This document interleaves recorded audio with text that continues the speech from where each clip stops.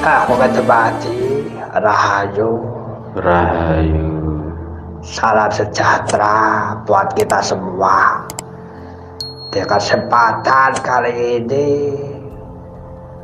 yang mau hadir karena permintaanmu, apa yang akan disampaikan tentang kehidupan ya? Tentang kehidupan. Ini mau dipublikasikan atau untuk kajian sendiri? Publikasikan yang. Oh, kata ya. Apa saja yang mau ditanyakan? Nelaku kehidupan dan ketauhidan ya. Oh, kalau tadi nek biarnya ada sufi sing kodang sing jabat dadi wali kutub Jamal. Kowe pernah kali dorong, krungu dorong. Sampun, Siapa itu namanya? Syekh Abdul Qadir Ya. Al-Jilani. Syekh Abdul Qadir Al-Jilani.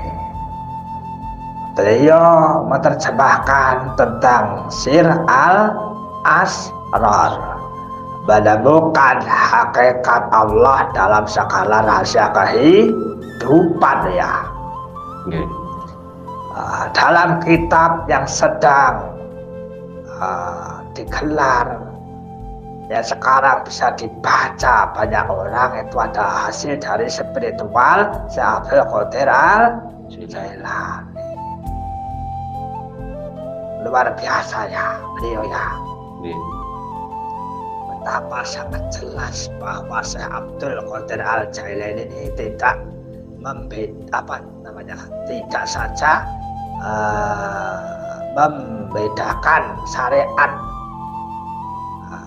yang merupakan rancangan bangunan ajaran agama Islam itu.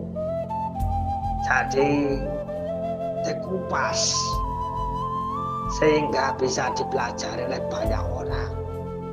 Bukan hanya syariatnya Islam, tetapi orang-orang syariat yang menggunakan di luar Islam juga bisa, gitu ya.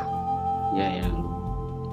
Karena dimensi hakikat yang sesungguhnya yang telah beliau selami dahulu sampai ke dalam zat yang tidak akan pernah sepenuhnya bisa disampaikan lewat kata atau ungkapan. Karena di dalam perjalanan rohani beliau, spiritual beliau yang berjumpa sekitar likuran atau pengalaman spiritual mendahului, perwakilannya ditulis di dalam kitab Sir Al-Asrarnya ya. Jadi luar biasa. Makanya kalau ingin belajar yaitu tentang rahasia di balik rahasia, maka harus masuk di dunia spiritual rohani. Karena Sirul Asrar ini mengungkap berbagai misteri kehidupan baik di dunia maupun di akhirat. Sejak lama manusia itu membicarakan tentang perjumpaannya dengan Allah ya. Apa mungkin manusia berjumpa dengan Tuhan dalam kehidupan ini? Kira-kira bagaimana komentar? Mungkin yang bisa berjumpa yang. Caranya piye? Untuk sepengetahuan saya selama ini menghilangkan rasa kemanusiaan, yang ada hanya rasa Allah ya. Berarti kurang hilang ya. Bahasanya mati rasanya ya. Okay. Belajar mati ya yang saat durungnya dipatah ini ya. Nah, karena ini adalah suatu cara untuk membuka sebuah tabir kehidupan yang sulit untuk dipecahkan itu ya. Iya ya. Zaman biyen ana wong luar negeri kono saya belajar babakan mecahke babakan rasane pangeran abad 19. Kowe pernah krungu durung sing jenenge William James ing abad 19 sing nyoba atau yang berusaha untuk membuka misteri ini dengan menjabarkan berbagai pengalaman keagamaan. Kalau nggak salah dulu bukunya apa ya? Bukunya babakan religius ya. Pernah kalau mine mawon ingkang mireng ya. Mana ya? Tadi ada beberapa Jawa, ada Jawa ya. Kapok paham ya.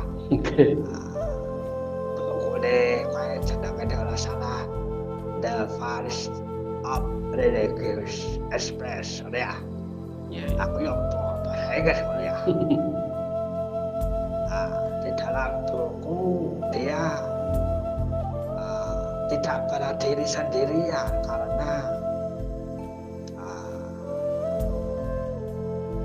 tidak sepenuhnya mendasarkan pada riset ilmiah. Dia tetap merujuk sebuah referensi ratusan tahun sebelumnya ya. Okay. Yang kuwi salah satu karyanya kitabnya namanya Hujjatul Islam Imam Al-Ghazali. Yang ditulis atau yang ditulis pada abad ke-12 ya. Di sini dia mulai terkagum atau mengagumi dengan Al-Ghazali. Dia memujanya sebagai tokoh sufi karena memang Al-Ghazali ini kemampuannya luar biasa, hebat, di atas kemampuan manusia biasa kalau ya. Iya. Biar dulu memasuki abad yang ke-20 dibahas tentang hal seperti ini dengan pemahaman-pemahaman yang digabungkan menjadi satu persatu. Jadi pelajaran tentang manusia untuk menemukan dirinya dengan Tuhannya. Kalau ibaratnya adalah manusia yang rindu kepada Tuhan. Salah satu anggapannya seperti itu ya. Iya ya. Karena sejatinya semua orang itu sebetulnya mengalami kerinduan kepada Tuhannya, cuma tidak tahu ada apa di balik misteri kehidupan ini lah. Iya ya. Makanya Allah jenenge ada yang maknanya tertinggi seperti yang diungkap. Begitu ya. Iya ya. Dia menyebut bahwa makna tertinggi bukan kembali kepada Tuhan, tapi adalah hal yang sangat ingin dicapai di dalam kehidupan. Apakah itu bisa? Saya yakin bisa ya. Ya, kalau jajade rapati penting yakin ya. Iya.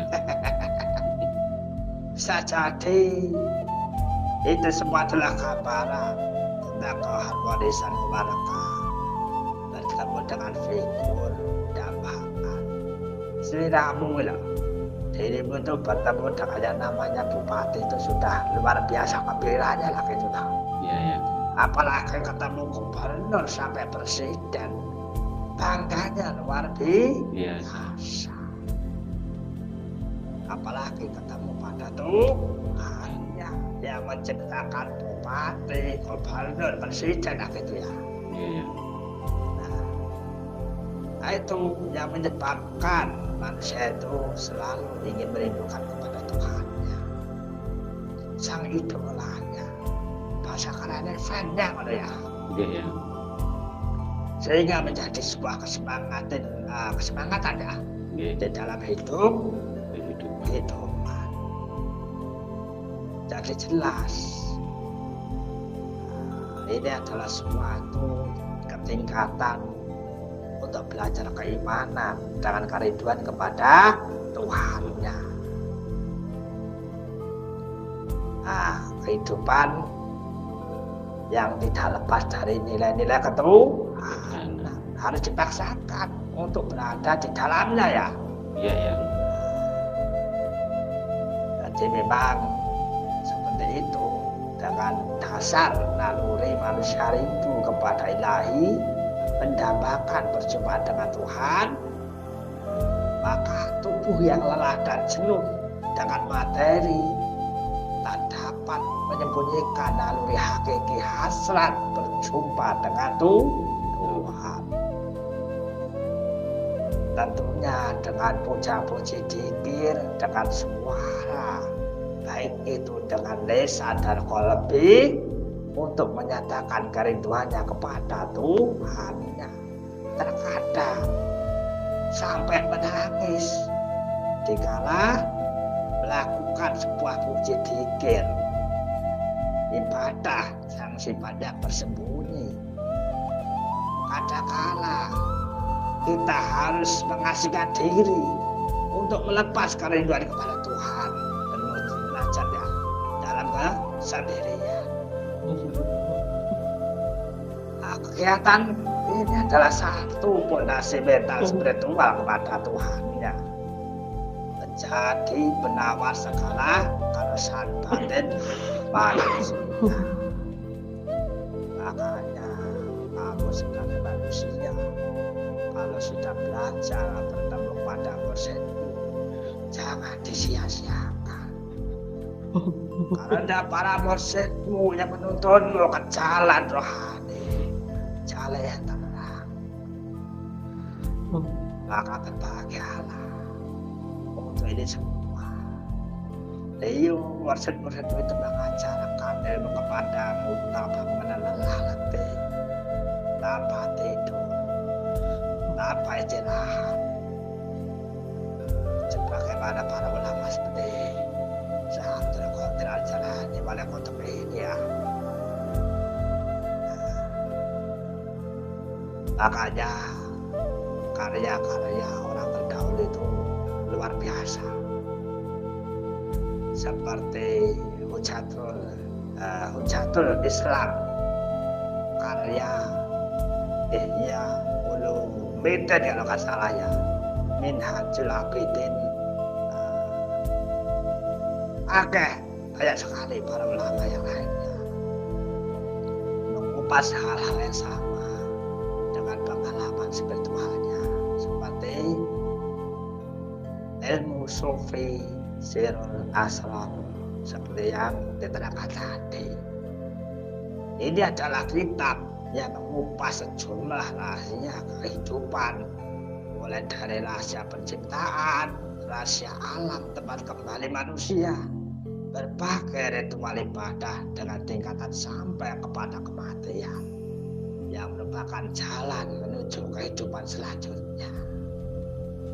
Kira-kira tambah jelas turun penerangan yang mau. Sudah ya. Jadi penting banget ya.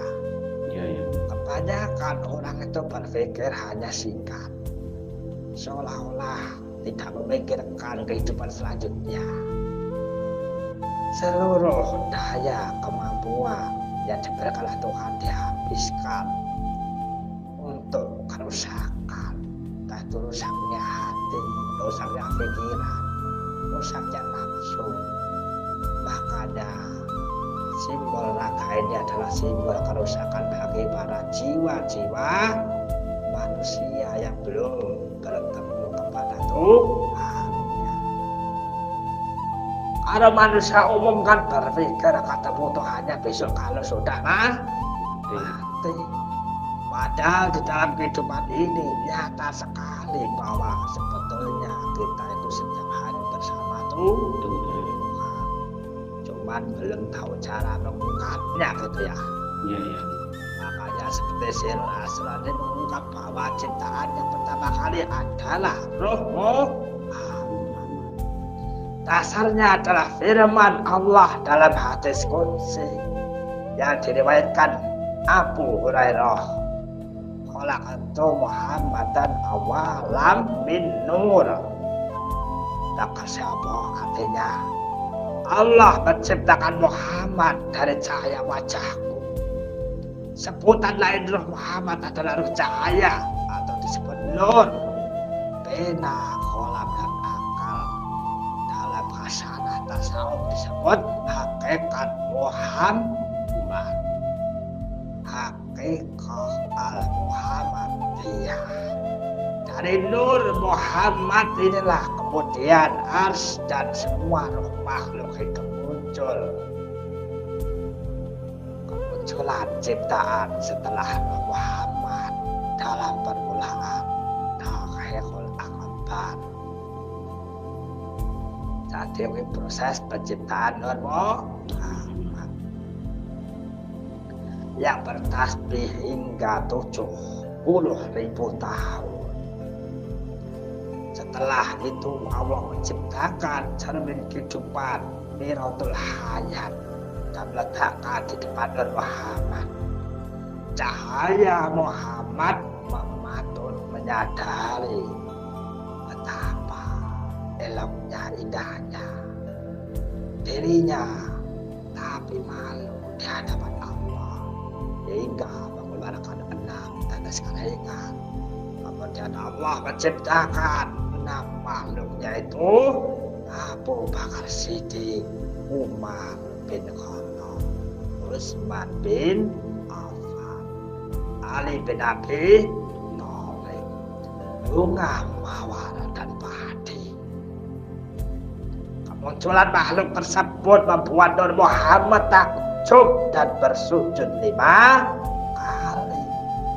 Allah kemudian memandang Nur Muhammad, tersipu malu Nur Muhammad memunculkan keringat lagi. Kemudian Allah menciptakan berbagai makhluk, para malaikat, kursi, ars, para nabi, rasulullah, masyuhada, dan orang soleh lainnya. Adalah Baitul Ma'mur di langit, Ka'bah di bumi, Baitul Maqdis al-Aqsa, dan bakal area masjid di seluruh penjuru dunia. Ciptaan lainnya yang kemudian muncul adalah seluruh umat Muhammad dan segolongan dengan mereka, ateis, kafir, dan munafik lainnya adalah bumi yang terbentang dari timur sampai barat beserta isinya. Nah, paham tak ya? Ya, ya. Jadi semua berproses. Yang iman biarlah mendapat petunjuk jalan keselamatannya. Kalau yang ateis, yang kafir, yang tidak mengerti tentang Tuhannya, biarlah menjadi kayu api yang membara untuk keseimbangan nanti di dunia akhirat ya. Ya, ya. Kira-kira dirimu ingin menjadi seorang yang iman yang mendapat petunjuk dari Tuhan, apa pilih jadi orang kafir ateis yang tidak kenal Tuhan? Mendapatkan iman, mendapatkan petunjuk ya. Berarti takut jadi kayu bakar ya. Iya, ya.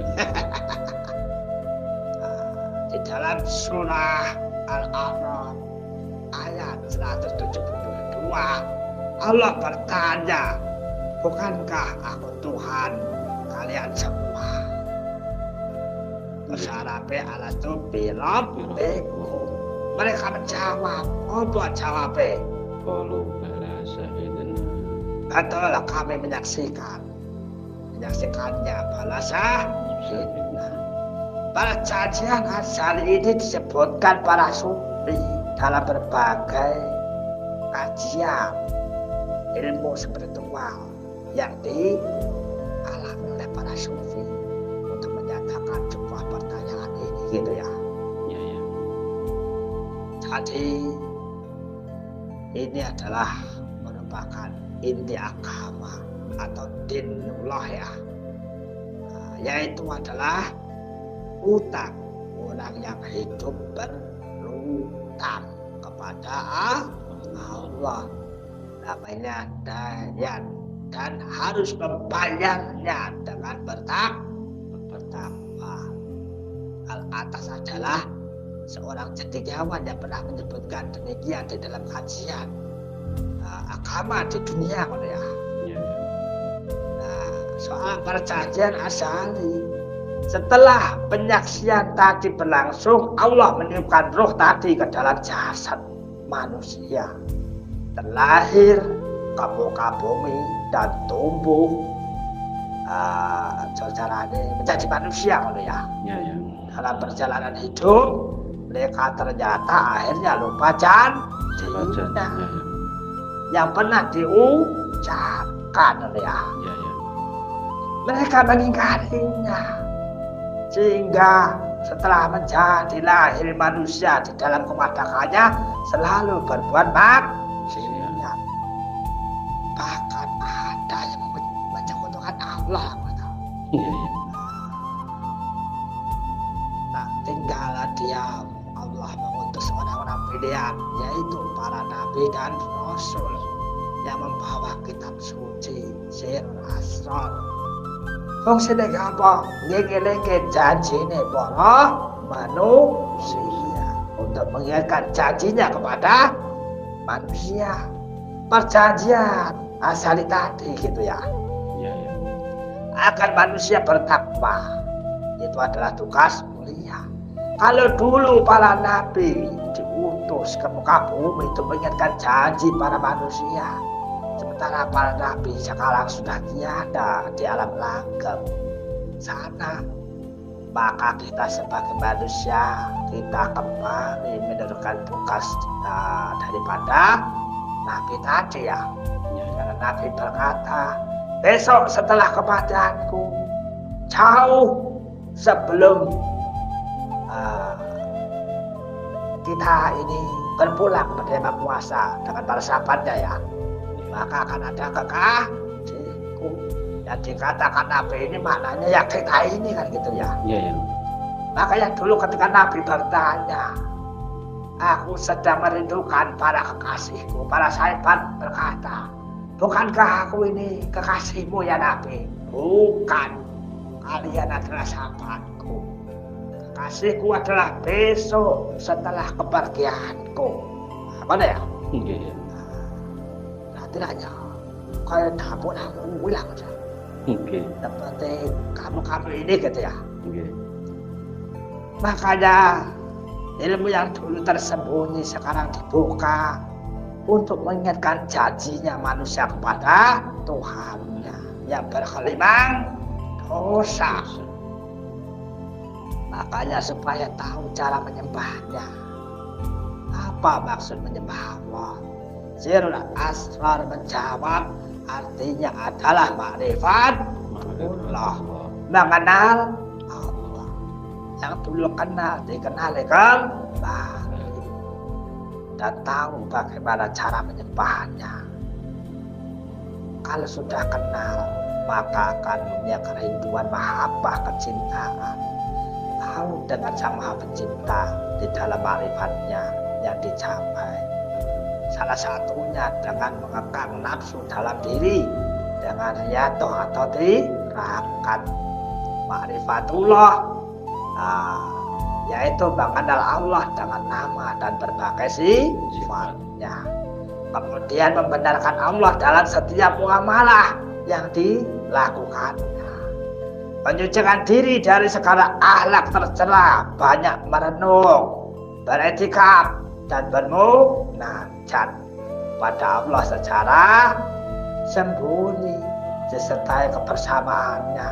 Mereka yang mencapai tingkatan ini disebut arif. Wong sing arif mesti nilai yang wicaksana. Makanya yang tokoh ngajari sing jenenge bersembunyi. Zikir kadang kalau direwangi yang tepi laut yang tengah alas. Kuwi maknane karena pengen cerak karo sing kuwasa, pengen dengan Allah supaya bisa menjadi orang arif benar. Walaupun sekarang ini wejangan yang tokoh dipublikasikan di Kampung TV maupun wejangan yang tokoh itu hanyalah kulitnya saja. Karena ilmu inti pastinya akan disembunyikan. Karena urusannya adalah kepengenalan. Jadi ada rahasia tentang mengenal alam tempat kembalinya manusia. yaitu lahud. Yang dapat kembali ke sana adalah mereka yang dekat dengan Allah, yaitu orang-orang yang ahli makrifat atau sudah arif sirul asrar. Jadi bagi orang-orang arif memiliki mata yang mampu melihat apa yang tidak bisa dilihat orang biasa. Dengan ilmu halal, Iya yang ilmu mahal tak mungkin diajarkan melalui sosial media. Bebas oleh saudara ya. nggih. Orang arif ini juga memiliki sayap yang bisa terbang. Mengapa hingga alam malakut, alam Tuhan pencipta alam. Ahli makrifat juga disebut wali Allah atau kekasih Allah. Tidak ada yang dapat mengetahui siapa wali kecuali Allah sendiri. Rahasia lain yang ditungkap di dalam sir asrar adalah jalan tobat. Untuk menuju ke sana, seorang harus melepaskan diri dari 3 akhlak. Tahu nggak itu akhlaknya? Contohnya terluai. 3 nggih. Nih, Ya. itu tadi yang belajar mematikan perasaan ya. Perasaan menungso yang kan dimaksud ya. Ya contohnya rata-rata kan manusia itu rata-rata kan punya akhlak hewani. Nggih. Banyak makan, minum, tidur dan senda Sudah kurang. Kedua adalah akhlak binatang. Marah, mengumpat, memukul dan semena-mena. Ketiga adalah akhlak setan, sombong, ujub, iri, dengki dan berbagai akhlak tercela lainnya yang merusak jasmani dan rohani. Jadi kalau kamu ini 3 perkara ini berhasil kamu sucikan dari itu semua, maka engkau telah berhasil mensucikan diri dari akar segala dosa. Dengan begitu engkau akan masuk golongan orang-orang yang menyucikan diri dan tobat. Makanya kalau ketemu Gus Ropek dan ketemu yang tokoh, acara pertama pasti tohara. Biar diajarin caranya tobat. Sama atau penjelasannya dengan sir asrar? Sami ya. Tobat pertama adalah tobat kaum awam atau tobat lahir. Ini ibarat orang memotong cabang rumput sehingga tumbuhan itu tumbuh lagi dan menjadi pengganggu. Yang kedua adalah tobat kaum khusus. Dan tobatnya wong awam kuwi tobatnya sambel tomat. Saya ke tobat sesok umat lah. Oke ya. Beda dengan tobat yang orang khusus. Kalau tobatnya orang khusus itu tobatan nasuha. Mereka adalah orang-orang yang benar-benar bertobat sehingga tidak mengulang dosanya lagi. Ada 2 macam tobat. Pertama adalah tobat umum. Ini sebatas meninggalkan kemaksiatan menuju ketaatan, dari yang tercela menuju yang terpuji, dari neraka menuju surga. Kedua adalah tobat khusus ini adalah meninggalkan kebaikan menuju makrifat. Sesuatu yang baik aja ditinggalkan, sudah dia mengharapkan pahala atau ganjaran, sudah tidak mengharapkan surga ataupun neraka, karena menuju ketinggian derajat sampai berdekatan dengan Allah. Disinilah seseorang akan merasakan kelezatan rohani, yaitu meninggalkan semua selain Allah bersama dengannya dan memandangnya dengan ainul yakin, dengan rasa bahagia. Babakan sirul asrar itu kalau tak buka sangat panjang sekali. Paham ya. Makanya ilmu ini adalah suatu ilmu rahasia. Tidak boleh sembarang dibuka. walaupun diwedalakan yang sedang-sedang saja. Tolong ya. Iya. Cukup ya. Sampun ya. Nanti ini ditayangkan di Kang Toko TV. Nggih. Kalau untuk wajah yang toko ya kan bahasa Jawa nggak semua orang memahami ya. Nggih. Cukup tengah cepet ya. Nggih ya. Ditutup latihan koyo-koyo. Assalamualaikum warahmatullahi wabarakatuh. Sampai di sini para pemirsa, semoga wejangan yang bermanfaat bagi kita semua dan bagi makhluk seluruh, bermanfaat bagi seluruh makhluk alam semesta. Saya akhiri, billahi taufiq hidayah. Wassalamualaikum warahmatullahi wabarakatuh. Waalaikumsalam warahmatullahi Ambil Pak De. Kuatir lur, awake dhewe isih dipikir para leluhur. Ngerti kuwe padha-padha ngawur, tetep obah nganggo budi pekerti luhur. Zamane zaman bingung.